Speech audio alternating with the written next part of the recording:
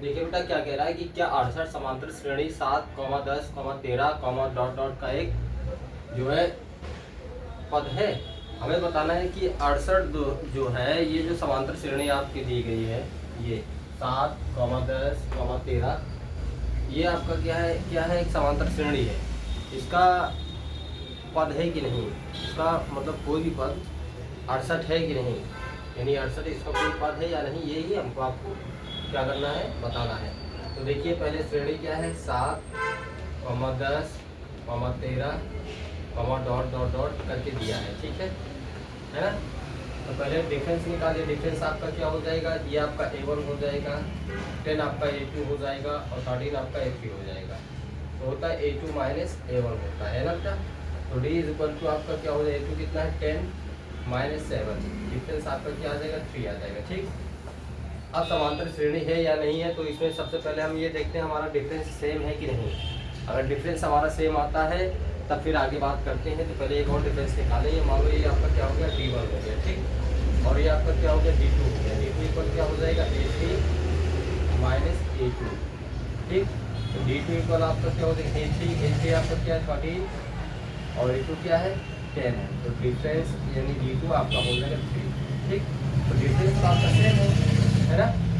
अब देखो क्या फार्मूला, यानी ये आपका जो 68 है ये क्या है पद, ठीक है, यानी 68 जो है आपका क्या है एक पद है, ठीक। का कोई पद है ये बताना है। तो 68 आपका कौन सा पद है ये हमें बताना है, लेकिन क्या ये 68 आएगा उस पद पे, ठीक, ये बताना है, ठीक। तो देखो कैसे निकालते हैं हम, फार्मूला रखते हैं A base n is equal to A plus n minus 1 into क्या हो जाएगा G हो जाएगा, ठीक। A बेस n आपका कितना है, A बेस n आपका जो है 68, A बेस n कितना हो जाएगा 68, ठीक है। तो ये आपका A आपका कितना यहाँ गिवन है, A आपका 7 है, 7 लिखिए, n आपका नहीं पता, इंटू D कितना है 3 आया है, ठीक है। तो देखिए आपका क्या हो जाएगा 68 हो जाएगा, ठीक है। क्या हो जाएगा 68 को 7 में इधर लाओ और शांतर करो तो 68 हो जाएगा, 68 माइनस 7 हो जाएगा, यहाँ पे n माइनस 1 इंटू 3, ठीक है। अब देखिए यहाँ पे 61 बच गया, 68 में 7 माइनस करिए कितना हो जाएगा 61 हो जाएगा। तो ये आपका n माइनस 1 इंटू 3 हो जाएगा, ठीक है ना।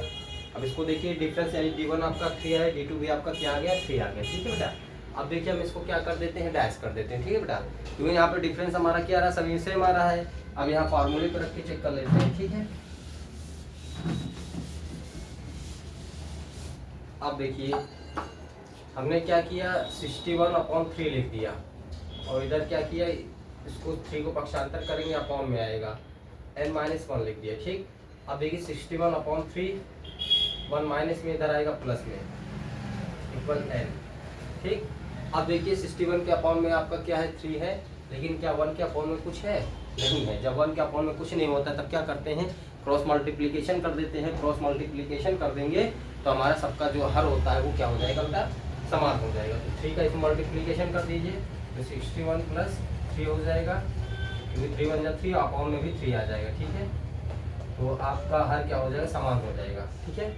अब देखिए आपका क्या होगा 64/3 n, तो n इज इक्वल टू क्या है 64/3, ठीक। n आपका क्या है 64/3, तीनवां पद। तो क्या इसमें 64/3 कोई पद है, क्योंकि इसमें देखो 64/3 पद कहाँ है, तो 64/3 पद कोई होगा, n क्या होता है पद होता है।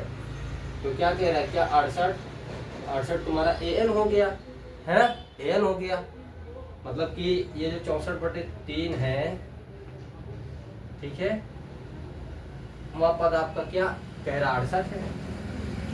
लेकिन क्या ऐसा होगा, ऐसा नहीं होगा। तो उत्तर क्या होगा, नहीं, क्या हो जाएगा, नहीं, ठीक। आंसर लिख दीजिए, ठीक। क्योंकि यहाँ पे देखो ये तुम्हारा क्या है, पहला पद है, दूसरा पद है, तीसरा पद है, ऐसे करते करते चौथा पद, पांचवा पद। अब ये बेटा 64/3 पद कह रहा है, तो क्या इस श्रेणी में 64/3 पद है कहीं, आपको मिलेगा, नहीं मिलेगा। तो 64 बटे तीनवां पद यहाँ पे दिया है, तीनवां पद, तो ये कहाँ पे मिलेगा, इसमें कहीं मिलेगा, नहीं मिलेगा। ठीक है, अगर ये कहता n बराबर तुम्हारा 14 आता, 15 आता तो ठीक, लेकिन ये बटे में दिया है? तो बताओ यहाँ कोई पद आपका बटे में है? शुरुआत में कोई पद बटे में है? सब क्या है आपका, 7 है, 10 है, 13 है, ठीक है, लेकिन यहाँ पे क्या है, बटे में 3 आया है, यानी 64 बटे तीनवां पद। तो 64 बटे तीनवां पद होगा, नहीं होगा। ठीक, तो उत्तर में क्या होगा, नहीं। ठीक है, ओके बेटा, नोट कर लीजिए। Thank you.